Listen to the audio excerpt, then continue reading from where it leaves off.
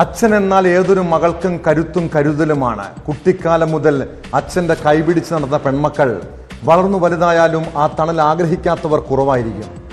ഇങ്ങനെ മലയാളിയുടെ മനസ്സിൽ ഹീറോയായ ഒരു അച്ഛനുണ്ട്. മഞ്ചേരിയിലെ കൃഷ്ണപ്രിയയുടെ പിതാവ് ശങ്കരനാരായണൻ. ഒരു കൊലയാളിയോട് ഇത്രയധികം ആരാധനയും അനുഭാവവും നമ്മൾ പ്രകടിപ്പിച്ചിട്ടുണ്ടാകില്ല. സ്വന്തം മകളെ ക്രൂരമായി ബലാത്സംഗം ചെയ്ത് കൊലപ്പെടുത്തിയവന് സ്വയം വിധി കൽപ്പിച്ച പിതാവ്. നിയമത്തിന്റെ മുന്നിൽ ഒരുപക്ഷെ അയാൾ തെറ്റുകാരനായിരിക്കാം, എന്നാൽ നീതിയുടെ പക്ഷത്ത് മനസ്സാക്ഷിയുടെ കോടതിയിൽ എന്നും വിജയിച്ച മനുഷ്യൻ. അതുകൊണ്ടല്ലേ നീതി ദേവത പോലും ശങ്കരനാരായണനെ വെറുതെ വിട്ടത്. 2 പതിറ്റാണ്ടിന് ശേഷം കൃഷ്ണപ്രിയയുടെ അച്ഛനും ഓർമ്മയാവുകയാണ്. ആ ധീരനായ അച്ഛൻ വിട പറയുമ്പോൾ നമ്മുടെ നിയമവും നീതി നടപ്പാക്കലും വീണ്ടും ചർച്ചയാകുന്നുണ്ട്. ഇതോടൊപ്പം കണ്ണൂരിൽ പ്രായപൂർത്തിയാകാത്ത പെൺകുട്ടിയെ പീഡിപ്പിച്ച മദ്രസ അധ്യാപകന് 187 വർഷം തടവ് ശിക്ഷ വിധിച്ച കേസ് കൂടി പരിശോധിക്കണം. ഈ വാർത്തകളിലേക്കാണ് പോലീസ് പട്രോൾ ആദ്യം പോകുന്നത്. സ്വാഗതം.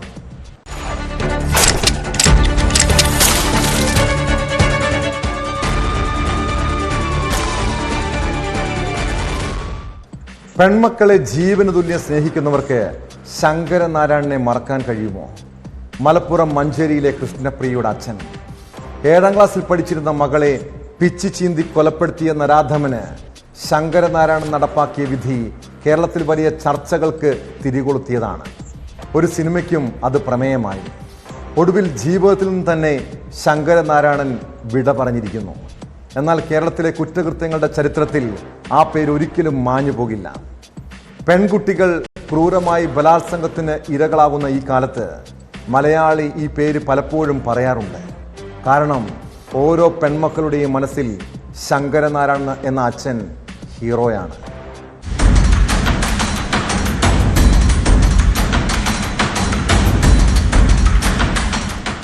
കേരള ചരിത്രം മായ്ക്കാനാകാതെ അടയാളപ്പെടുത്തിയ ഒരു പേരുണ്ട്.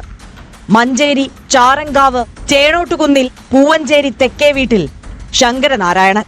7ാം ക്ലാസ്സിൽ പഠിക്കുന്ന മകളെ പീഡിപ്പിച്ച് കൊലപ്പെടുത്തിയ പ്രതിയെ വെടിവെച്ചു കൊന്ന ശങ്കരനാരായണൻ. മഞ്ചേരി സെഷൻസ് കോടതി ജീവപര്യന്തം കഠിന തടവിന് ശിക്ഷിച്ചപ്പോൾ ചിരിച്ചുകൊണ്ട് കേട്ട ശങ്കരനാരായണൻ 2001 ഫെബ്രുവരി 9 സ്കൂൾ വിട്ടുവന്ന മകൾ കൃഷ്ണപ്രിയയെ അയൽവാസിയായ എളങ്കൂർ ചാരങ്കാവ് കുന്നുമ്മൽ മുഹമ്മദ് കോയ പീഡിപ്പിച്ച് കൊലപ്പെടുത്തി. മുഹമ്മദ് കോയ വെടിയേറ്റ് മരിച്ചതും ശങ്കരനാരായണൻ പോലീസിന് കീഴടങ്ങിയ വാർത്തയും ഞെട്ടലോടെയാണ് കേരളം കേട്ടത്. നിയമം കയ്യിലെടുത്തതിന് ന്യായീകരണമില്ലെങ്കിലും മകളെ കൊന്നവനെ നിറയൊഴിച്ച ശങ്കരനാരായണൻ കേരളത്തിന്റെ ഹീറോയായി.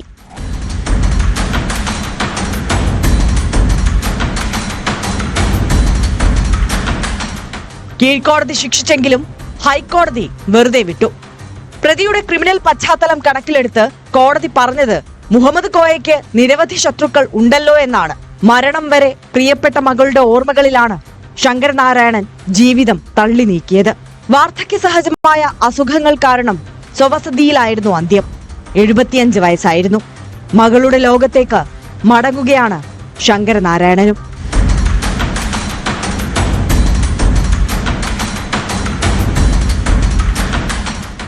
ന്യൂസ് 18 മലപ്പുറം. പെൺകുട്ടികൾ ബലാത്സംഗത്തിന് ഇരകളായി കൊല ചെയ്യപ്പെടുമ്പോൾ എല്ലാ അച്ഛന്മാരും ശങ്കരനാരായണന്മാരാകണമെന്ന് ചിലർ പറയും. നിയമം തോൽക്കുന്നിടത്ത് ഇതുപോലുള്ള അച്ഛൻ ജയിക്കാറുണ്ട്. എന്നാൽ നീതിയും നിയമവും നടപ്പാക്കേണ്ടത് കോടതിയാണെന്ന കാര്യം ഒരിക്കൽ കൂടി ഓർമ്മിപ്പിക്കട്ടെ. കണ്ണൂരിൽ 16-കാരിയെ പീഡിപ്പിച്ച മദ്രസ അധ്യാപകന് കോടതി വിധിച്ച ശിക്ഷ അങ്ങേയറ്റം മാതൃകാപരമാണ്. ആലക്കോട് സ്വദേശി മുഹമ്മദ് റാഫിക്ക് തളിപ്പറമ്പ് പോക്സോ അതിവേഗ കോടതിയാണ് 187 വർഷം തടവ് ശിക്ഷ വിധിച്ചത്. സ്വർണ്ണമോതിരം സമ്മാനമായി നൽകിയും പുറത്തു പറഞ്ഞാൽ ശപിക്കുമെന്ന് ഭീഷണിപ്പെടുത്തിയും പെൺകുട്ടിയെ ലൈംഗികമായി പീഡിപ്പിക്കുകയായിരുന്നു.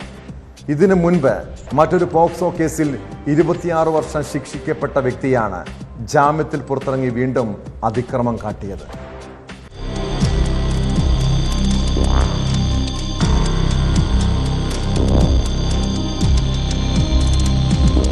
2021 ലോക്ക്ഡൌൺ കാലത്താണ് കണ്ണൂർ പഴയങ്ങാടി പോലീസ് സ്റ്റേഷൻ പരിധിയിലെ 16-കാരിയെ മുഹമ്മദ് റാഫി പീഡിപ്പിച്ചത്.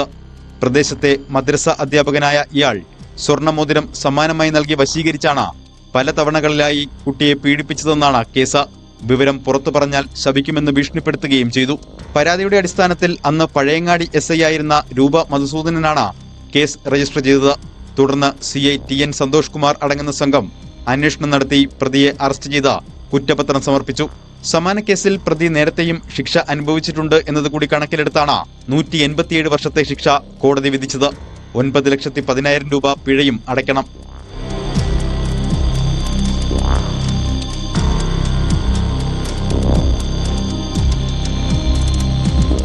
മുൻപ് 11കാരിയെ പീഡിപ്പിച്ചതിന് വളപട്ടണം പോലീസ് സ്റ്റേഷനിലും ഇയാൾക്കെതിരെ കേസുണ്ടായിരുന്നു. ഈ കേസിൽ 26 വർഷം ശിക്ഷിക്കപ്പെട്ട റാഫി ശിക്ഷാ കാലയളവിനിടെ ജാമ്യത്തിൽ ഇറങ്ങിയപ്പോഴാണ് 16കാരിയെ പീഡിപ്പിച്ചത്. തളിപ്പറമ്പ് അതിവേഗ പോക്സോ കോടതി ജഡ്ജി R രാജേഷാണ് ശിക്ഷ വിധിച്ചത്. പ്രോസിക്യൂഷന് വേണ്ടി public prosecutor advocate Sherimol Jose ഹാജരായി.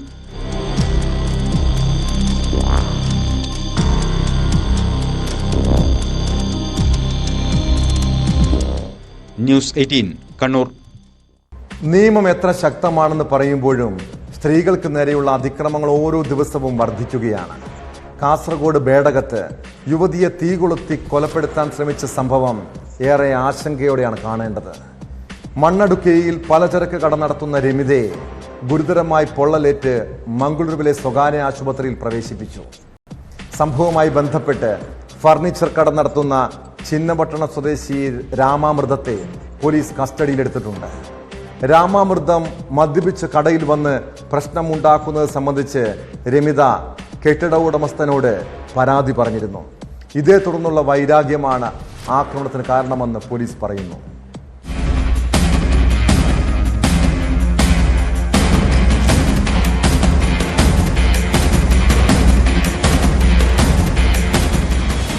ബേഡകം പോലീസ് സ്റ്റേഷൻ പരിധിയിലെ മുന്നാട് മണ്ണൊടുക്കയിലാണ് സംഭവം. രമിതയുടെ പലചരക്ക് കടയിലെത്തിയ തമിഴ്നാട് ചിന്നപട്ടണം സ്വദേശി രാമാമൃതം തിന്നറൊടിച്ച് തീ കൊളുത്തുകയായിരുന്നു. ഇയാളെ പോലീസ് കസ്റ്റഡിയിലെടുത്തു. രമിതയ്ക്ക് 50% പൊള്ളലേറ്റിട്ടുണ്ട്. ഇവർ മംഗളൂരുവിലെ സ്വകാര്യ ആശുപത്രിയിൽ ചികിത്സയിലാണ്.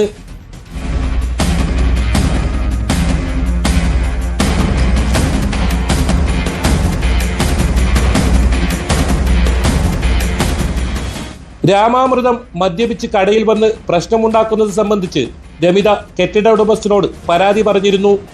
ഇതിനെ തുടർന്ന് കട ഒഴിയാൻ നിർദ്ദേശിച്ചതിലെ വിരോധമാണ് ആക്രമിക്കാൻ കാരണമെന്ന് പോലീസ് പറഞ്ഞു. 1 വർഷമായി പ്രതി ഇവിടെ സ്ഥാപനം നടത്തി വരികയായിരുന്നു. കട ഒഴിഞ്ഞ് സാധനവുമായി പോകുന്നതിനിടെയാണ് തീ കൊളുത്തിയത്.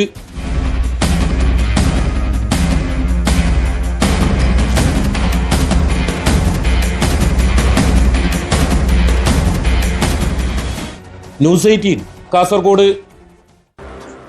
ജയിലിലെ നല്ല നടപ്പ് പരിഗണിച്ച് ജീവപര്യന്തം ശിക്ഷിക്കപ്പെട്ട പ്രതികൾക്ക് ചിലപ്പോൾ ശിക്ഷ ഇളവ് നൽകാറുണ്ട്. ഈ നല്ല നടപ്പെന്ന് പറഞ്ഞാൽ എന്തായിരിക്കും ഉദ്ദേശിക്കുന്നത്? ഭാസ്കര കാരണവർ വധക്കേസിലെ പ്രതി ഷെറിനെ മോചിപ്പിക്കുന്ന കാര്യത്തിൽ സർക്കാരിന് എന്തായിരുന്നു ഉത്സാഹം? ഒരു ഉന്നതന്റെ ഇടപെടലിൽ ശിക്ഷാ ഇളവ് നൽകാനുള്ള നീക്കം വിവാദമായതോടെ ഷെറിന് പരോൾ അനുവദിച്ചിരിക്കുകയാണ് സർക്കാർ. ശിക്ഷാ ഇളവിന് പിന്നാലെ ഉന്നത സ്വാധീനം പോലെ തന്നെ സർക്കാരിലെ ഉന്നതതല ഇടപെടലിലൂടെയാണ് പരോളും അനുവദിച്ചിരിക്കുന്നത്. ഏപ്രിൽ 5 മുതൽ 15 ദിവസത്തേക്കാണ് പരോൾ. 3 ദിവസം യാത്രയ്ക്കും അനുമതിയുണ്ട്.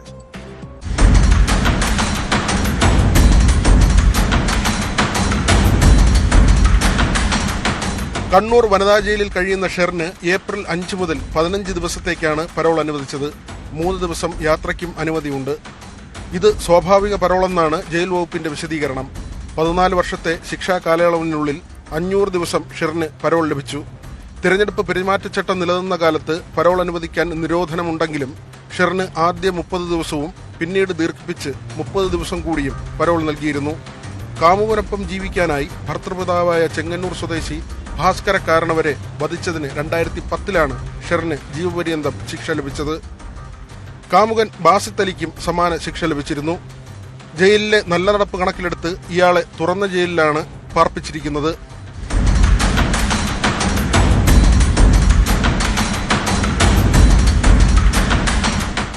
ഷെറിന് ശിക്ഷാ ഇളവ് നൽകി വിട്ടയക്കാൻ മന്ത്രിസഭാ യോഗം തീരുമാനിച്ചിരുന്നു.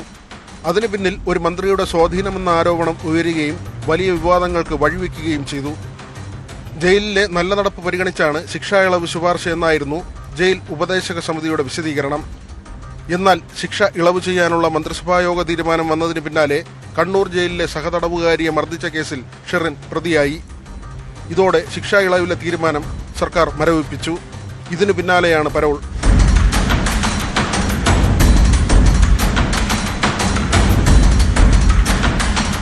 ന്യൂസ് 18 തിരുവനന്തപുരം. തിരുവനന്തപുരത്ത് IB ഉദ്യോഗസ്ഥ ആത്മഹത്യ ചെയ്ത കേസിൽ പ്രതി സുഗാന്തിന് ഒളിവിൽ പോകാൻ അവസരമൊരുക്കിയത് ആരാണ്? പോലീസിന്റെ അലംഭാവമാണ് 2 ആഴ്ച കഴിഞ്ഞിട്ടും പ്രതിയെ പിടികൂടാനാകാത്തതെന്നാണ് രഹസ്യാന്വേഷണ വിഭാഗത്തിന്റെ റിപ്പോർട്ട്. യുവതിയുടെ പിതാവ് തെളിവുകൾ നൽകിയിട്ടും പ്രതിയെ രക്ഷിക്കാൻ ഒത്തുകളിച്ചെന്ന ആരോപണവും ഉയരുന്നു. അതിനിടെ കേസിലെ പ്രതിയായ സുഗാന്തിനെതിരെ വകുപ്പ് തല അച്ചടക്ക നടപടി ഉടൻ ഉണ്ടാകുമെന്നും സൂചനയുണ്ട്. സർവീസിൽ നിന്ന് സസ്പെൻഡ് ചെയ്തതിനു ശേഷം വിശദമായ അന്വേഷണത്തിന്റെ അടിസ്ഥാനത്തിലാകും തുടർ നടപടികൾ. അതേസമയം സുഗാന്തിന്റെ മുൻകൂർ ജാമ്യാപേക്ഷയിൽ ഹൈക്കോടതി വരുന്ന 15-ന് വിധി പറയും.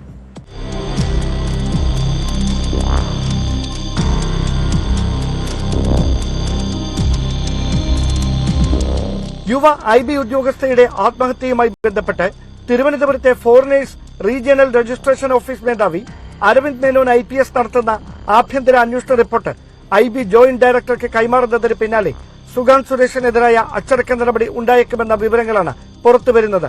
പ്രാഥമിക അന്വേഷണത്തിലെ കണ്ടെത്തലുകളുടെ അടിസ്ഥാനത്തിൽ സർവീസിൽ നിന്ന് സസ്പെൻഡ് ചെയ്യാനാണ് സാധ്യത. സമഗ്ര അന്വേഷണത്തിന് ശേഷമാകും തുടർ നടപടികളെന്നാണ് സൂചന. സുഗാന്ത് ജോലി ചെയ്തിരുന്ന കൊച്ചി രാജ്യാന്തര വിമാനത്താവളത്തിന്റെ ചുമതലയുള്ള FRRO കൃഷ്ണരാജ് IPSഉം ആരോപണങ്ങൾ സംബന്ധിച്ച് അന്വേഷണം നടത്തുന്നുണ്ട്.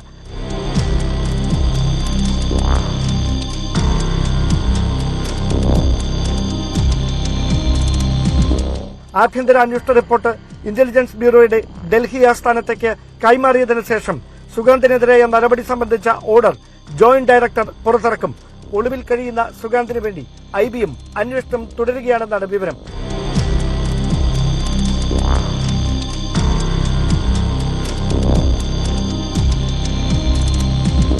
ഇരുപത്തിനാലുകാരിയുടെ ആത്മഹത്യയിൽ ആരോപണ വിധേയനായ സുഗാന്ത് സുരേഷ് IBയുടെ സൽപ്പേരിന് കളങ്കം ചാർത്തിയെന്ന അമർഷത്തിലാണ് ഉന്നത ഉദ്യോഗസ്ഥർ. തിരുവനന്തപുരത്ത് നിന്ന് ഡാൻ കുര്യൻ, ന്യൂസ് 18. കോയമ്പത്തൂരിൽ വ്യാപാരികളായ 2 മലയാളികളുടെ ദുരൂഹ മരണം. കോഴിക്കോട് സ്വദേശി ജയരാജന്റെ മൃതദേഹം കഴുത്തറത്ത നിലയിലാണ് കാണപ്പെട്ടത്. ഇയാളുടെ സുഹൃത്ത് മഹേഷ് ആത്മഹത്യ ചെയ്ത നിലയിലായിരുന്നു. കോയമ്പത്തൂരിൽ വർഷങ്ങളായി ബേക്കറി നടത്തുന്ന ഉറ്റ സുഹൃത്തുക്കളായിരുന്ന ഇവർക്ക് എന്താണ് സംഭവിച്ചത്? ജയരാജനെ കൊലപ്പെടുത്തി മഹേഷ് ജീവനൊടുക്കിയതാകാമെന്നാണ് നിഗമനം. സംഭവത്തിൽ പോലീസ് കേസെടുത്ത് അന്വേഷണം തുടങ്ങിയിട്ടുണ്ട്.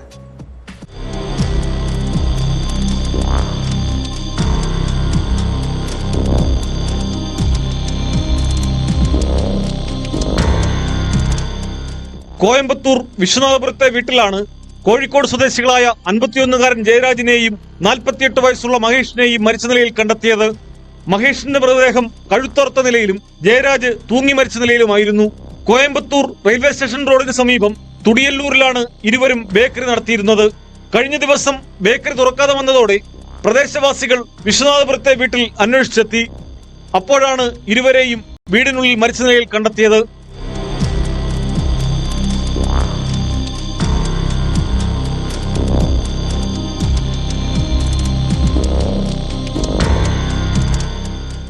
മഹേഷും ജയരാജും അവിവാഹിതരാണ്. മൃതദേഹങ്ങൾ കോയമ്പത്തൂർ മെഡിക്കൽ കോളേജ് ആശുപത്രി മോർച്ചറിയിലേക്ക് മാറ്റി. സംഭവത്തിൽ തുടിയല്ലൂർ പോലീസ് കേസെടുത്ത് അന്വേഷണം തുടങ്ങി. മഹേഷിനെ കൊന്നിട്ട് ജയരാജ് ആത്മഹത്യ ചെയ്താകാമെന്നാണ് പോലീസിന്റെ പ്രാഥമിക നിഗമനം. ഒരുമിച്ച് ആത്മഹത്യ ചെയ്താകാനുള്ള സാധ്യതയും പൂർണ്ണമായി തള്ളിക്കളഞ്ഞിട്ടില്ല. പോസ്റ്റ്മോർട്ടം റിപ്പോർട്ട് കിട്ടിയാലേ ഇക്കാര്യത്തിൽ വ്യക്തത വരൂ എന്ന് പോലീസ് പറഞ്ഞു.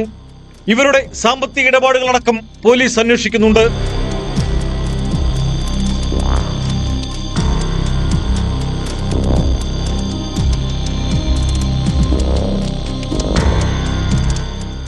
ന്യൂസ് 18 കോയമ്പത്തൂർ.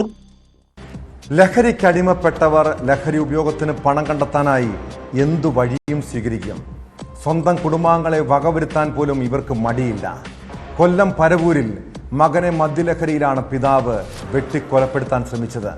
മദ്യപിക്കാൻ പണം നൽകാത്തതിലുള്ള വിരോധത്താലാണ് മകൻ അഭിലാഷിനെ വെട്ടിപ്പരിക്കേൽപ്പിച്ചത്.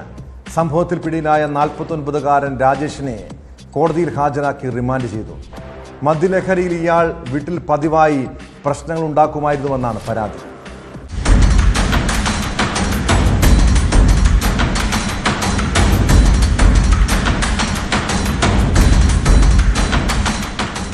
പുലർച്ചെ 2 മണിയോടെയാണ് സംഭവം. സുനി എന്ന് വിളിക്കുന്ന 49-കാരനായ രാജേഷാണ് ആക്രമണം നടത്തിയത്. ഇയാളുടെ മകൻ 18-കാരനായ അഭിലാഷിനെ ഉറങ്ങിക്കിടന്നപ്പോൾ വെട്ടിക്കൊല്ലാൻ ശ്രമിക്കുകയായിരുന്നു. ഗുരുതരമായി പരുക്കേറ്റ അഭിലാഷ് തിരുവനന്തപുരം മെഡിക്കൽ കോളേജ് ആശുപത്രിയിൽ തീവ്രപരിചരണ വിഭാഗത്തിൽ ചികിത്സയിലാണ്. ആക്രമണത്തിന് ശേഷം ഓടി രക്ഷപ്പെട്ട രാജേഷിനെ നാട്ടുകാരും പോലീസും ചേർന്നാണ് പിടികൂടിയത്.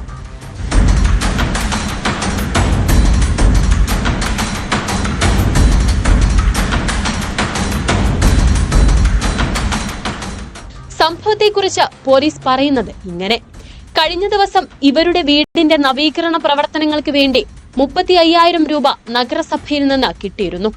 അമ്മയും മകനും കൂടി ചേർന്ന് വാങ്ങിയ പണം മകന്റെ കയ്യിലാണ് സൂക്ഷിച്ചിരുന്നത്. തികഞ്ഞ മദ്യപാനിയായ രാജേഷിനെ പണം കിട്ടിയ വിവരം അറിയിച്ചിരുന്നില്ല. ഇയാൾ മദ്യപിച്ചു തീർക്കുമെന്ന് പേടിച്ചാണ് അറിയിക്കാഞ്ഞതെന്ന് കുടുംബം പോലീസിന് മൊഴി നൽകിയിട്ടുണ്ട്. എന്നാൽ പണം ലഭിച്ച വിവരം എങ്ങനെയോ അറിഞ്ഞ രാജേഷ് വൈകിട്ട് വീട്ടിലെത്തി പണം ആവശ്യപ്പെട്ടു. മകൻ കൊടുക്കാൻ തയ്യാറാകാത്തത് വലിയ വഴക്കിലാണ് കലാശിച്ചത്. തുടർന്ന് പുറത്തുപോയ ശേഷം മദ്യലഹരിയിൽ തിരിച്ചെത്തിയ രാജേഷ് വീട്ടിലെ ഹാളിൽ ഉറങ്ങിക്കിടക്കുകയായിരുന്ന മകനെ വെട്ടുകയായിരുന്നു. മുഖത്തും കഴുത്തിലും കൈക്കും അഭിലാഷിന് വെട്ടേറ്റു.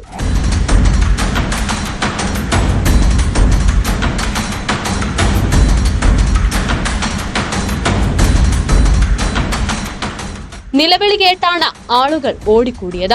അഭിലാഷിനെ ആശുപത്രിയിലേക്ക് കൊണ്ടുപോയ ശേഷം പോലീസും നാട്ടുകാരും ചേർന്ന് നടത്തിയ തെരച്ചിലിൽ ആറ്റുതീരത്തു നിന്ന് പ്രതിയെ പിടികൂടുകയായിരുന്നു. ഇയാൾ സ്ഥിരമായി അക്രമ സ്വഭാവം കാട്ടാറുണ്ടെന്ന് നാട്ടുകാർ പോലീസിന് മൊഴി നൽകി. കോടതിയിൽ ഹാജരാക്കിയ പ്രതിയെ റിമാൻഡ് ചെയ്തു.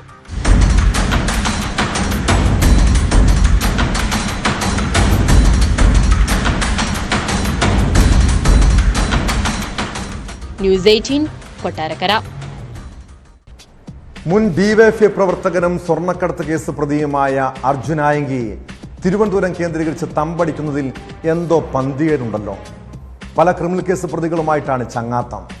ഇതോടെ ഇയാളുമായി സൗഹൃദം പാടില്ലെന്നും ഒരു തരത്തിലും പ്രോത്സാഹിപ്പിക്കരുതെന്നും പ്രവർത്തകർക്ക് CPM നേതൃത്വം നിർദ്ദേശം നൽകി.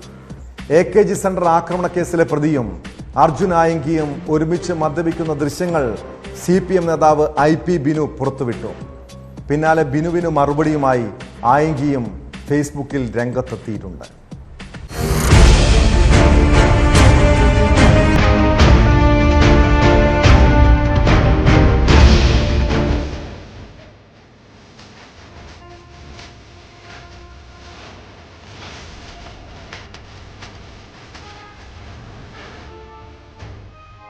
ഡിവൈഎഫ്ഐയുടെ പ്രവർത്തകരും സൈബറിടങ്ങളിൽ CPMന്റെ പോരാളിയുമായിരുന്നു കണ്ണൂർ സ്വദേശി അർജുൻ ആയങ്കി. പിന്നീട് സ്വർണ്ണക്കടത്ത്, സ്വർണ്ണപ്പൊട്ടിക്കൽ സംഘങ്ങളുമായി ഇയാളുടെ ബന്ധം പുറത്തു വന്നു. ഡിവൈഎഫ്ഐ തള്ളിപ്പറയുകയും പോലീസ് നടപടികൾ ശക്തമാക്കുകയും ചെയ്തതോടെ അർജുൻ പ്രവർത്തന മേഖല കണ്ണൂരിൽ നിന്ന് മാറ്റി. ഇപ്പോൾ ഇയാൾ എറണാകുളം, തിരുവനന്തപുരം ജില്ലകൾ കേന്ദ്രീകരിച്ച് പ്രവർത്തിക്കുന്നുവെന്നാണ് പോലീസ് പറയുന്നത്. സൈബറിടങ്ങളിൽ CPMന് വേണ്ടി ഇടപെട്ടിരുന്ന അർജുൻ ആയങ്കിക്ക് പാർട്ടി അണികൾക്കിടയിലും വലിയ സ്വാധീനമുണ്ട്. അത് മുതലെടുത്താണ് തലസ്ഥാനത്തടക്കം ഇയാളുടെ പ്രവർത്തനം. അടുത്തിടെ കേരള യൂണിവേഴ്സിറ്റി ഹോസ്റ്റലിൽ ഇയാൾ താമസിച്ചതും ഈ ബന്ധം ഉപയോഗിച്ചാണ്. കഴിഞ്ഞ ആഴ്ച തിരുവനന്തപുരം കുളത്തൂരിൽ SFIയുടെ മുൻ നേതാവിന്റെ വീട്ടിൽ നിന്ന് അർജുനെ പോലീസ് കസ്റ്റഡിയിലെടുത്തിരുന്നു. അതിനുശേഷമുള്ള ദൃശ്യങ്ങളാണ് IP ബിനു പുറത്തുവിട്ടത്.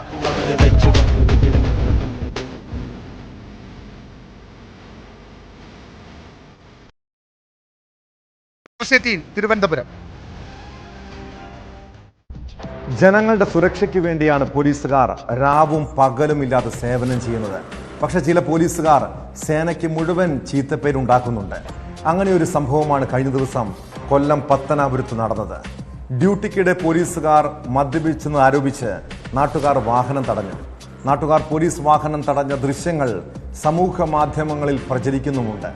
എന്നാൽ മദ്യലഹരിയിലെത്തിയ സംഘം ഡ്യൂട്ടി തടസ്സപ്പെടുത്തിയതിനെ തുടർന്നുണ്ടായ തർക്കമെന്നാണ് വാഹനത്തിലുണ്ടായിരുന്ന SIയുടെ വിശദീകരണം. എന്തായാലും സംഭവത്തിൽ grade SI Sumesh Lal, driver Mahesh എന്നിവരെ സസ്പെൻഡ് ചെയ്തിരിക്കുകയാണ്.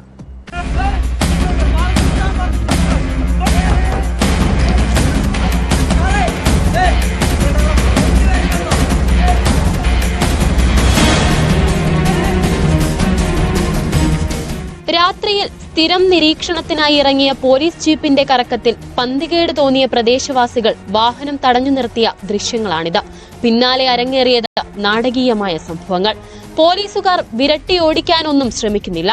SIയുടെ പെരുമാറ്റത്തിലും സംശയം തോന്നി. വാഹനത്തിനുള്ളിൽ നിന്നും ആരും പുറത്തിറങ്ങാതെ ഇരുന്നതും സംശയമുണ്ടാക്കിയെന്ന് നാട്ടുകാർ പറയുന്നു.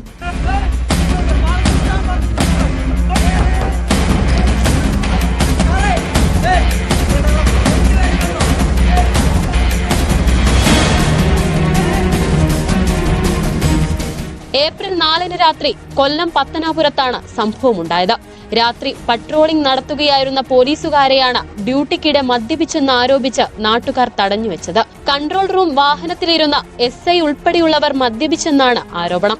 നാട്ടുകാർ ആവശ്യപ്പെട്ടിട്ടും പോലീസുകാർ വാഹനത്തിൽ നിന്ന് പുറത്തിറങ്ങിയില്ല. തടഞ്ഞ നാട്ടുകാരെ തട്ടി നീക്കിയാണ് പോലീസുകാർ വാഹനവുമായി സ്ഥലത്തു നിന്ന് പോയത്. എന്നാൽ മദ്യലഹരിയിലെത്തിയ സംഘം ഡ്യൂട്ടി തടസ്സപ്പെടുത്തിയതിനെ തുടർന്നുണ്ടായ തർക്കമെന്നാണ് വാഹനത്തിലുണ്ടായ SIയുടെ വിശദീകരണം.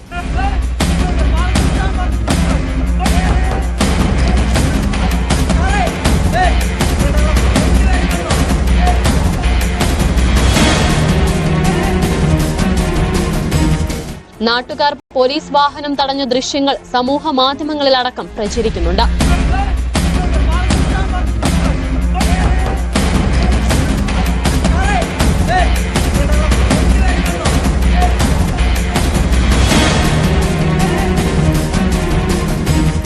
ന്യൂസ് 18 കൊട്ടാരക്കര.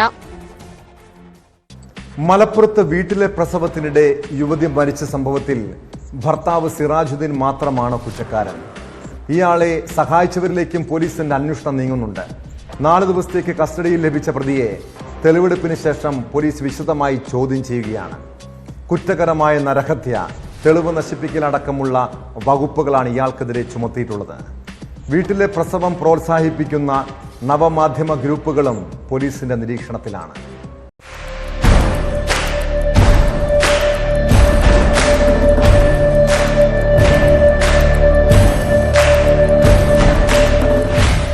പെരുമ്പാവൂർ സ്വദേശിനി അസ്മ കൃത്യസമയത്ത് ചികിത്സ കിട്ടാതെ അമിത രക്തസ്രാവം കാരണമാണ് മരിച്ചതെന്ന പോസ്റ്റ്മോർട്ടം റിപ്പോർട്ട് പുറത്തുവന്നതിന് പിന്നാലെ അസ്മയുടെ ഭർത്താവ് സിറാജുദ്ദീനെ മലപ്പുറം പോലീസ് കസ്റ്റഡിയിലെടുത്തിരുന്നു. ഇയാൾക്കെതിരെ കുറ്റകരമായ നരഹത്യ, തെളിവ് നശിപ്പിക്കൽ തുടങ്ങിയ കുറ്റങ്ങൾക്കുള്ള വകുപ്പുകൾ ചുമത്തിയാണ് അറസ്റ്റ് രേഖപ്പെടുത്തിയിരിക്കുന്നത്. Culpable homicide not amounting to murder, അതിന്റെ വകുപ്പ് പ്രകാരവും കൂടാതെ ഇതിനെ തുടർന്നുള്ള തെളിവ് നശിപ്പിക്കലിന്റെ ഭാഗമായിട്ടുള്ള ചെയ്തിരിക്കുന്ന കാര്യങ്ങൾ, ഈ ബോഡി തന്നെ പെരുമ്പാവൂർ കൊണ്ടുപോവുകയും മറ്റ് കാര്യങ്ങളും ചെയ്തിരിക്കുന്നതിന്റെ അടിസ്ഥാനത്തിൽ ഈ 2 വകുപ്പുകൾ കൂട്ടിച്ചേർത്തുണ്ട് ഇപ്പോൾ കോടതിയിൽ ഹാജരാക്കാനുള്ള നടപടികളിലേക്ക് പോയിക്കൊണ്ടിരിക്കുന്നത്. ഇതിൽ സപ്പോർട്ട് ആർക്കെങ്കിലുമൊക്കെ നൽകിയിട്ടുണ്ടെങ്കിൽ അതിലേക്ക് അന്വേഷണം പ്രത്യേകമായിട്ട് പോകും. ഇതിനു മുൻപ് അസ്മയുടെ 2 പ്രസവങ്ങൾ ആലപ്പുഴയിലെ വീട്ടിൽ വെച്ചായിരുന്നു. പ്രദേശത്തെ ആശാ വർക്കർമാരും ആരോഗ്യ പ്രവർത്തകരും ഇത് വിവാദമാക്കിയതോടെയാണ് ഇയാൾ മലപ്പുറത്തേക്ക് താമസം മാറ്റിയത്.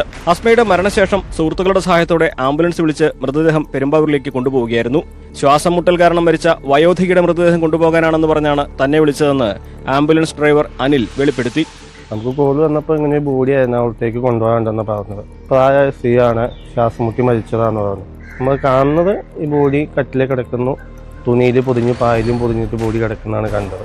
അവിടെ ഏകദേശം ഒരു 3-4 സ്ത്രീകളും 3-4 പുരുഷന്മാരും 2-3 പിള്ളേരും ഒക്കെയായിരുന്നു ഉണ്ടായിരുന്നത്. ബോഡി ഇതേ രീതിയിൽ കട്ടിലെ കിടക്കുന്നതായിരുന്നു കണ്ടത്. നമ്മളോട് പറഞ്ഞത് പ്രായം ചെന്ന സ്ത്രീയാണ് ശ്വാസം മുട്ടി മരിച്ചത്. നമുക്ക് മുഖം കാണാൻ പറ്റുന്നില്ലല്ലോ, പാക്ക് ചെയ്ത് ഇതായിരുന്നു. അപ്പം പിന്നെ നമുക്ക് മുഖം തുറന്നു നോക്കാൻ എന്തായാലും പറ്റത്തില്ല. അപ്പം നമ്മൾ ലാസ്റ്റ് അതിനകത്ത് ചെന്ന് കഴിയുമ്പോഴാണ് ഈ കാര്യങ്ങളൊക്കെ അറിയുന്നത്. 7ാം ക്ലാസ് വരെ മാത്രം സ്കൂൾ വിദ്യാഭ്യാസവും മദ്രസ വിദ്യാഭ്യാസവുമുള്ള സിറാജുദ്ദീൻ യൂട്യൂബ് വഴി മതപരമായ കാര്യങ്ങളും അശാസ്ത്രീയ ചികിത്സയും ആത്മീയ അന്ധവിശ്വാസങ്ങളും പ്രചരിപ്പിച്ചിരുന്നതായി പോലീസ് പറയുന്നു. ഇത്തരം കാര്യങ്ങൾ പങ്കുവച്ചിരുന്ന ഗ്രൂപ്പുകളെക്കുറിച്ചും സംഘങ്ങളെക്കുറിച്ചും പോലീസ് അന്വേഷണം തുടങ്ങിയിട്ടുണ്ട്.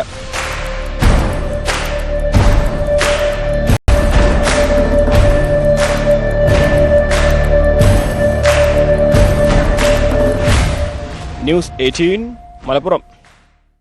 ആധുനിക ചികിത്സാ രീതികളെ വെല്ലുവിളിച്ച് വീടുകൾക്കുള്ളിൽ പ്രസവം നടത്തുന്നത് ഒറ്റപ്പെട്ട സംഭവമല്ല. വിശ്വാസത്തിന്റെ പേരിൽ സ്ത്രീകളെ കൊലയ്ക്ക് കൊടുക്കുന്ന ഇത്തരം പ്രവണത വർദ്ധിക്കുന്നതായാണ് കണക്കുകൾ. കഴിഞ്ഞ 5 വർഷത്തിനിടെ 2931 വീട്ടുപ്രസവങ്ങളാണ് കേരളത്തിൽ റിപ്പോർട്ട് ചെയ്തത്. ഇതിൽ മലപ്പുറം ജില്ലയിൽ മാത്രം 1337 പേർ വീടുകൾക്കുള്ളിൽ പ്രസവിച്ചു. വൈദ്യശാസ്ത്രത്തോടും മരുന്നുകളോടും വിമുഖത കാണിച്ചുകൊണ്ടുള്ള രീതികൾ കാരണം സ്ത്രീകളുടെയും കുഞ്ഞുങ്ങളുടെയും ജീവനും ആരോഗ്യവും അപകടത്തിലാവുകയാണ്.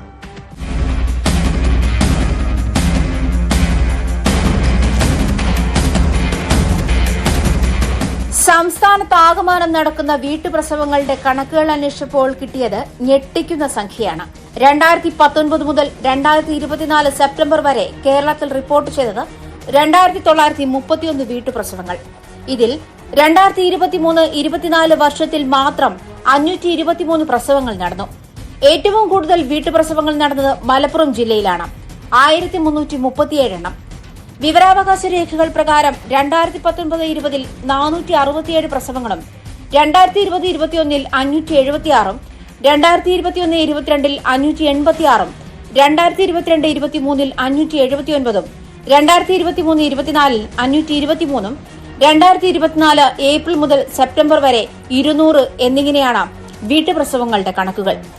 ഏറ്റവും കുറവ് കോട്ടയം ജില്ലയിലാണ്, 42 എണ്ണം.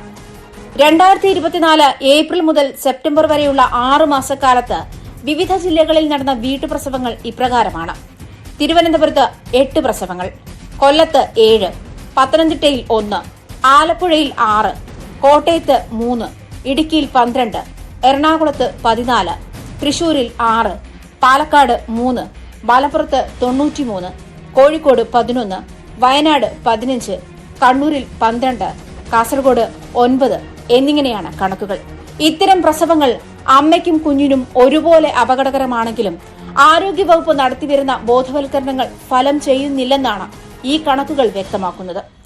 വീട്ടുപ്രസവങ്ങൾ പ്രോത്സാഹിപ്പിക്കുന്ന പ്രത്യേക സംഘങ്ങളെക്കുറിച്ചും ആരോഗ്യവകുപ്പ് അന്വേഷിച്ചു വരുന്നുണ്ട്.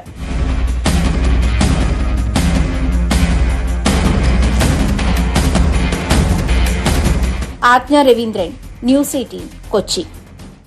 തൊടുപുഴയിലെ കൊട്ടേഷൻ കൊലപാതകത്തിൽ മുഖ്യപ്രതി ജോമോന്റെ ഭാര്യയും കേസിൽ കുടുങ്ങുമോ? കൊല്ലപ്പെട്ട ബിജുവിന്റെ മൃതദേഹം ജോമോന്റെ വീട്ടിലെത്തിച്ചപ്പോൾ ഭാര്യയും ഒപ്പമുണ്ടായിരുന്നുവെന്ന് പ്രതികൾ മൊഴി നൽകിയതോടെ അവരെ പോലീസ് ചോദ്യം ചെയ്യാൻ വിളിപ്പിച്ചിട്ടുണ്ട്. കൊലപാതകത്തിനോ തെളിവ് നശിപ്പിക്കാനോ കൂട്ടുനിന്നു എന്ന് തെളിഞ്ഞാൽ ജോമോന്റെ ഭാര്യയെയും പ്രതി ചേർക്കാനാണ് പോലീസിന്റെ നീക്കം. അതിനിടെ കേസിലെ പ്രതികളായ 3 പേരെയും പോലീസ് വീണ്ടും കസ്റ്റഡിയിൽ വാങ്ങിയിട്ടുണ്ട്.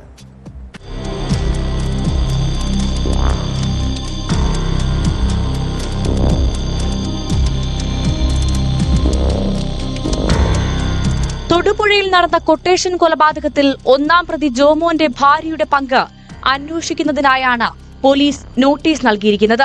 ഇവരെ വിളിച്ചുവരുത്തി മൊഴി രേഖപ്പെടുത്താനാണ് അന്വേഷണ സംഘത്തിന്റെ നീക്കം. തുടർന്ന് ആവശ്യമെങ്കിൽ അറസ്റ്റ് രേഖപ്പെടുത്തും. എന്നാൽ ജോമോന്റെ ഭാര്യ വീട്ടിലില്ലെന്നാണ് പോലീസ് നൽകുന്ന വിവരം. ബിജുവിനെ തട്ടിക്കൊണ്ടുപോയി കൊലപ്പെടുത്തിയ ശേഷം ജോമോന്റെ വീട്ടിലെത്തിച്ചിരുന്നു. ഈ സമയം ജോമോന്റെ ഭാര്യ ഒപ്പമുണ്ടായിരുന്നുവെന്ന് മറ്റ് പ്രതികൾ പോലീസിന് മൊഴി നൽകിയിരുന്നു. ഇതിന്റെ അടിസ്ഥാനത്തിലാണ് നോട്ടീസ് നൽകി ചോദ്യം ചെയ്യാൻ വിളിപ്പിച്ചിരിക്കുന്നത്.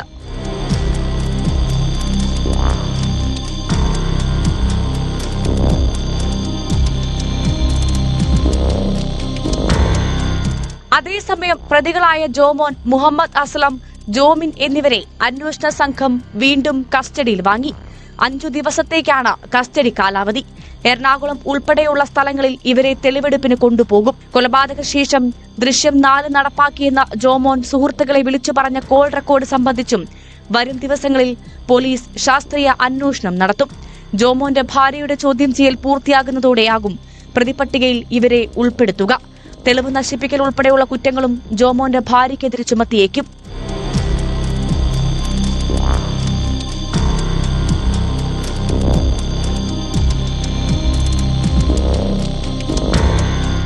ന്യൂസ് 18 തൊടുപുഴ. കേരളത്തിൽ ഏറെ കോളിളക്കം സൃഷ്ടിച്ചതാണ് തൃശൂർ നാട്ടിക ദീപക് കൊലക്കേസ്. BJP വിട്ട് മറ്റൊരു പാർട്ടിയിൽ ചേർന്നതിന്റെ വിരോധത്തിലാണ് 2015 മാർച്ച് 24-ന് JDU പ്രവർത്തകൻ ദീപകിനെ സംഘം ചേർന്ന് കൊലപ്പെടുത്തിയത്. ആ കേസിൽ 10 വർഷത്തിന് ശേഷം 5 BJP RSS പ്രവർത്തകർക്ക് ജീവപര്യന്തം കഠിന തടവ് ശിക്ഷ. പ്രതികൾ 1 ലക്ഷം രൂപ വീതം പിഴയും ഒടുക്കണമെന്ന് ഹൈക്കോടതി വിധിച്ചു.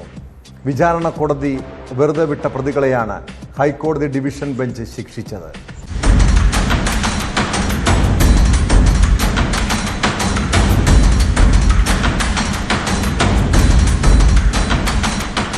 കേസിലെ 1 മുതൽ 5 വരെ പ്രതികളായ പെരിങ്ങോട്ടുകര സ്വദേശി MS ഋഷികേശ്, പടിയം കൂട്ടാല KU നിജിൻ, തെക്കേക്കര ദേശത്ത് KP Prashanth, Pookode Plakkin Rashanth, Thanniyam Valapparambil VP Brezhnev എന്നിവരെയാണ് ഹൈക്കോടതി ശിക്ഷിച്ചത്.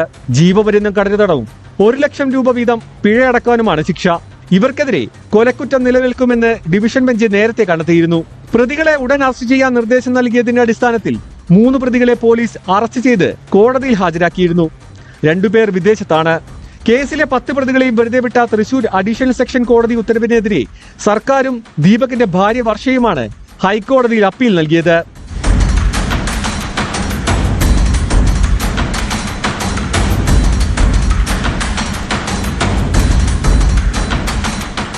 മുഖംമൂടി ധരിച്ച് നടത്തിയ ആക്രമണമായിരുന്നതിനാൽ യഥാർത്ഥ പ്രതികളാരെന്ന് തെളിയിക്കാൻ പ്രോസിക്യൂഷന് കഴിഞ്ഞില്ല എന്ന് വിലയിരുത്തിയാണ് വിചാരണ കോടതി പ്രതികളെ വെറുതെ വിട്ടത്.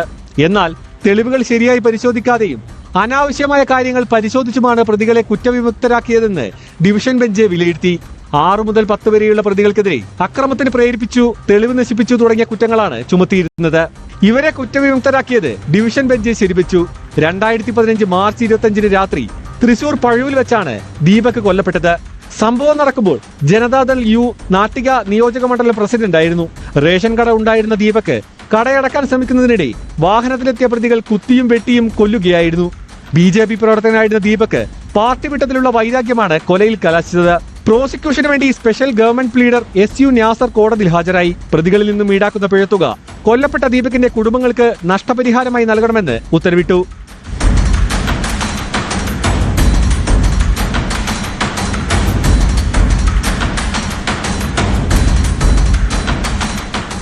ന്യൂസ് 18 കൊച്ചി. നിരീക്ഷണ ക്യാമറകൾ വ്യാപകമായത് കുറ്റകൃത്യങ്ങൾ കണ്ടെത്താൻ പോലീസിനേറെ സഹായകരമാണ്. അതുകൊണ്ട് തന്നെ കുറ്റവാളികൾ ഭയക്കുന്നതും ഇത്തരം നിരീക്ഷണ ക്യാമറകളെയാണ്.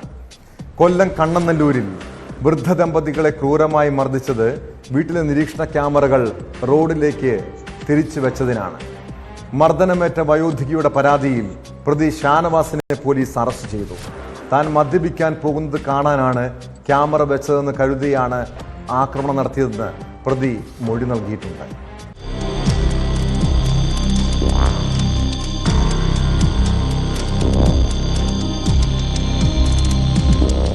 കൊല്ലം കണ്ണനല്ലൂർ സ്വദേശി 37 വയസ്സുള്ള ഷാനവാസിനെയാണ് പോലീസ് പിടികൂടിയത്. ഷാനവാസിന്റെ അയൽവാസിയായ വയോധിക അടുത്ത വീട്ടിൽ CCTV ക്യാമറകൾ സ്ഥാപിച്ചിരുന്നു. ഇതിൽ ഒരു ക്യാമറ വീടിന്റെ മുൻവശത്തുള്ള റോഡിലെ ദൃശ്യങ്ങൾ പതിയുന്ന രീതിയിലാണ് സ്ഥാപിച്ചത്. പുരയിടത്തിലേക്ക് ആരെങ്കിലും അതിക്രമിച്ച് കയറുന്നുണ്ടോ എന്ന് അറിയുന്നതിനായാണ് ഈ ക്യാമറ സ്ഥാപിച്ചത്. കഴിഞ്ഞ ദിവസം പരാതിക്കാരിയുടെ വീട്ടിലെത്തിയ ഷാനവാസ ക്യാമറ എന്തിനാണ് റോഡിലേക്ക് തിരിച്ചു വച്ചിട്ടുള്ളത് എന്ന് ചോദിച്ചുകൊണ്ടാണ് ആക്രമണം നടത്തിയത്. ക്യാമറ തല്ലി തകർക്കുകയും ചെയ്തു. തുടർന്ന് അസഭ്യം പറഞ്ഞെന്നും കഴുത്തിന് കുത്തിപ്പിടിച്ച് തള്ളി താഴെയിട്ടെന്നും പരാതിയിൽ പറയുന്നു. നിലവിളി കേട്ട് ഓടിയെത്തിയ വയോധികയുടെ ഭർത്താവിനെയും ഇയാൾ ക്രൂരമായി മർദ്ദിച്ചു.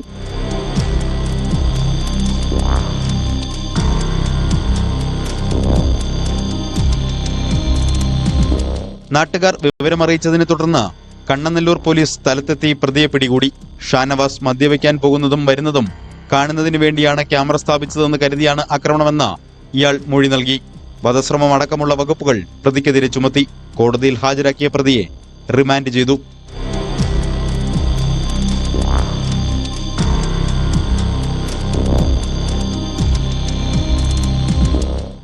ന്യൂസ് 18 കൊട്ടാരക്കര. പ്രമുഖ യുക്തിവാദിയും എഴുത്തുകാരനുമായ സനൽ ഇടമറുക് പോളണ്ടിൽ അറസ്റ്റിലായത് കേരളത്തിലും വലിയ ചർച്ചയായിരിക്കുകയാണ്.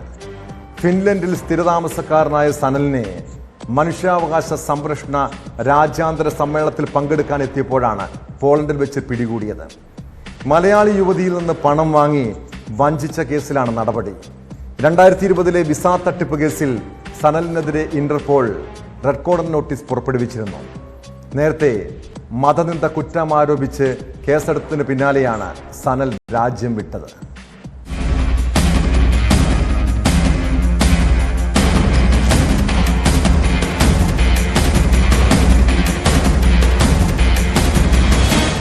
മനുഷ്യാവകാശ സംരക്ഷണ രാജ്യാന്തര സമ്മേളനത്തിൽ പങ്കെടുക്കാനെത്തിയ സനലിനെ പോളണ്ടിൽ വെച്ചാണ് അറസ്റ്റ് ചെയ്തത്. ഫിൻലൻഡിൽ സ്ഥിരതാമസക്കാരനായ സനൽ ഇടമറുകിനെ മാർച്ച് 28-ാം തീയതി കസ്റ്റഡിയിലെടുത്തെന്നാണ് വിവരം. സനൽ ഇടമറുക് അറസ്റ്റിലായതായി ഫിൻലൻഡിലെ വിദേശകാര്യ മന്ത്രാലയവും സ്ഥിരീകരിച്ചിട്ടുണ്ട്.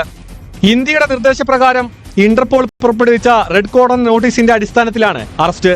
2012-ൽ സനൽ ഇടമറുകിനെതിരെ മതനിന്ദയ്ക്ക് കേസെടുത്തിരുന്നു. ഇതിനു പിന്നാലെയാണ് സനൽ ഫിൻലാൻഡിലേക്ക് പോയത്. ദീർഘകാലമായി ഫിൻലാൻഡിൽ തുടരുകയായിരുന്നു സനൽ. 2018-ൽ ആലപ്പുഴ സ്വദേശിനിക്ക് വിസ നൽകാമെന്ന് പറഞ്ഞ് 15 ലക്ഷം രൂപ തട്ടിയ കേസിലും സനൽ പ്രതിയായി. ഈ യുവതിയുടെ പരാതിയുടെ അടിസ്ഥാനത്തിലാണ് സനലിനെതിരെ 2020-ൽ ഇന്റർപോൾ റെഡ് കോർണർ നോട്ടീസ് പുറപ്പെടുവിച്ചത്. അറസ്റ്റിലായ പ്രതിയെ വിട്ടുകിട്ടാനുള്ള നടപടികൾ ഇന്ത്യ ആരംഭിച്ചതായി റിപ്പോർട്ടുകൾ പറയുന്നു.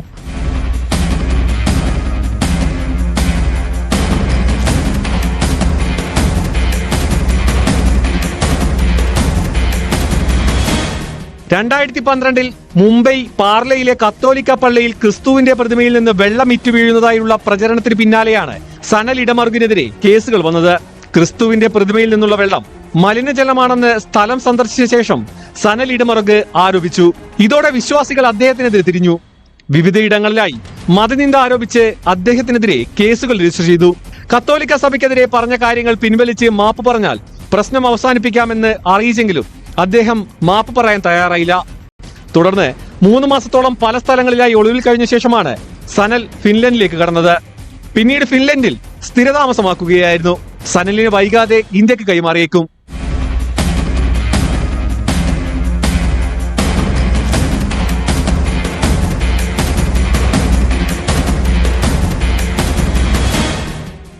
News desk news 18. പോലീസ് പെട്രോളിന് പോകുന്നത് മലപ്പുറം വളാഞ്ചേരിയിലേക്കാണ്. വളാഞ്ചേരിയിൽ കടയിൽ നിന്ന് മൊബൈൽ ഫോണുകൾ മോഷ്ടിച്ച കേസിൽ പ്രതി പിടിയിൽ. ബംഗാൾ സ്വദേശി മസൂം ഷെയ്ഖിനെയാണ് വളാഞ്ചേരി പോലീസ് അറസ്റ്റ് ചെയ്തത്. CCTV ദൃശ്യങ്ങളുടെ അടിസ്ഥാനത്തിൽ പോലീസ് നടത്തിയ അന്വേഷണത്തിലാണ് പ്രതി പിടിയിലായത്.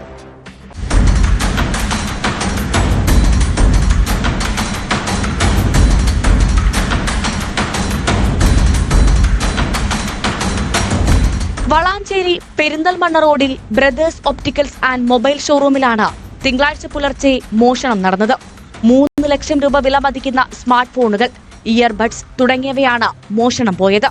സംഭവത്തിൽ വെസ്റ്റ് ബംഗാൾ സ്വദേശി മസൂം ഷെയ്ഖിനെയാണ് വളാഞ്ചേരി പോലീസ് പിടികൂടിയത്. മുൻപ് ബസ് സ്റ്റാൻഡിലെ ഒരു സ്ഥാപനത്തിൽ മോഷണം നടത്തിയ കേസിൽ ജാമ്യത്തിലിറങ്ങിയതായിരുന്നു ഇയാൾ.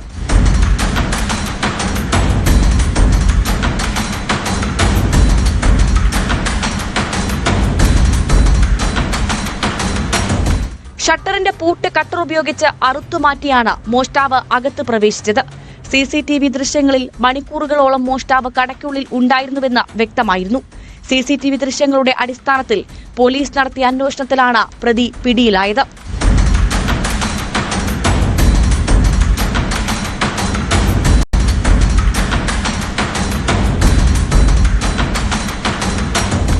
ന്യൂസ് 18 തിരൂർ.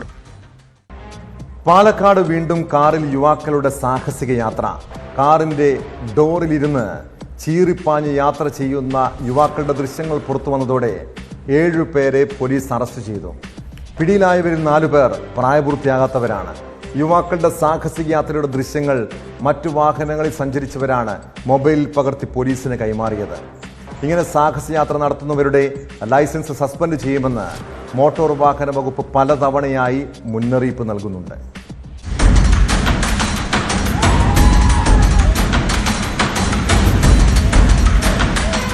പാലക്കാട് കോയമ്പത്തൂർ ദേശീയപാതയിൽ കഞ്ചിക്കോട് കുരുടിക്കാടായിരുന്നു സംഭവം. കാറിന്റെ ഡോറിൽ യുവാക്കൾ കയറിയിരുന്ന് ആർപ്പു വിളിക്കുകയും കാർ അമിത വേഗതയിൽ ഓടിക്കുകയുമായിരുന്നു. KL 09 AS 0460 എന്ന വാഹനത്തിലായിരുന്നു യുവാക്കളുടെ സാഹസിക യാത്ര. മറ്റു യാത്രക്കാരാണ് യുവാക്കളുടെ അപകടയാത്രയുടെ ദൃശ്യങ്ങൾ ചിത്രീകരിച്ച് പോലീസിന് കൈമാറിയത്.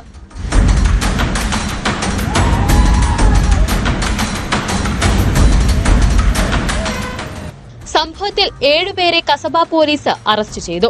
കൽപ്പാത്തി കുന്നുംപുറം സ്വദേശികളായ മുഹമ്മദ് സ്വാലിഹ്, ഷമീർ, പ്രായപൂർത്തിയാകാത്ത 4 വിദ്യാർത്ഥികൾ എന്നിവരാണ് അറസ്റ്റിലായത്.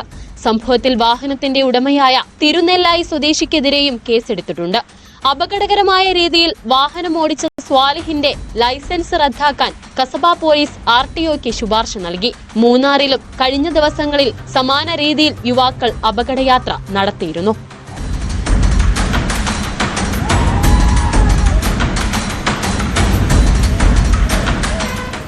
ന്യൂസ് 18 പാലക്കാട്.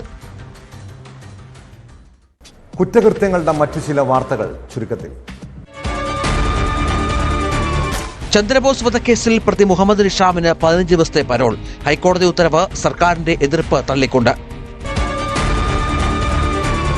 ബൈക്കിലെത്തിയ സംഘം പാറശാല കരിക്കന്മാട് SNDP ശാഖാമന്ദിരത്തിന് സമീപമുള്ള കെട്ടിടത്തിന്റെ ജനാലച്ചില്ലുകൾ തകർത്തതായി പരാതി.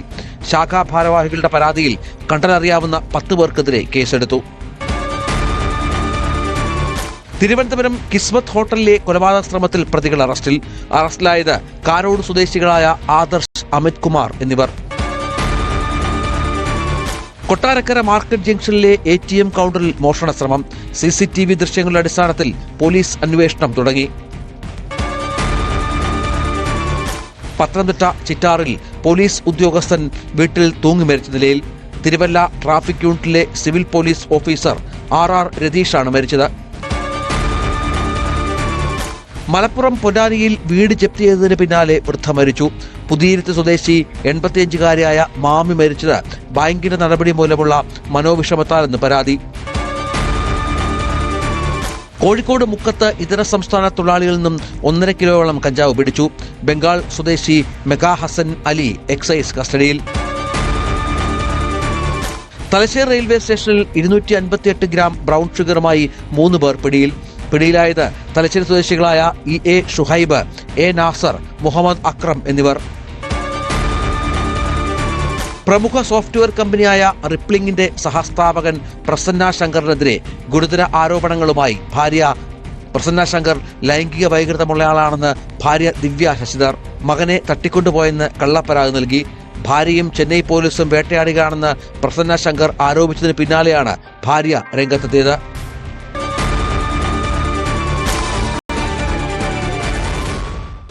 നാട്ടുകാർക്കും പോലീസിനും തലവേദന സൃഷ്ടിക്കുന്ന ചില ക്രിമിനൽ സംഘങ്ങളുണ്ട്. വീട്ടിലും നാട്ടിലും മാത്രമല്ല, പോലീസ് സ്റ്റേഷനിലും അക്രമം കാട്ടുന്നവർ. അങ്ങനെയുള്ളവരെ പിടിച്ച് ജയിലിലടച്ചാലെങ്കിലും നന്നാകുമോ? എറണാകുളം കരിമുകൾ സ്വദേശികളായ അജിത്തും സഹോദരൻ അഖിലും നാട്ടിലുണ്ടാക്കിയ പുകില് ചെറുതൊന്നുമല്ല. മോഷണവും പിടിച്ചുപറിയും അക്രമവും ഒക്കെയായി നാട്ടിൽ ഭീതി വിതച്ചു. അങ്ങനെയാണ് ഇക്കഴിഞ്ഞ ഫെബ്രുവരിയിൽ അമ്പലമേട് പോലീസ് 2 പേരെയും അറസ്റ്റ് ചെയ്ത് ജയിലിലടച്ചത്. എന്നാൽ ജയിലിലും അതിക്രമം കാട്ടുന്ന സഹോദരങ്ങൾ ഒടുവിൽ അസിസ്റ്റന്റ് പ്രിസൺ ഓഫീസറെ ക്രൂരമായി മർദ്ദിച്ചു.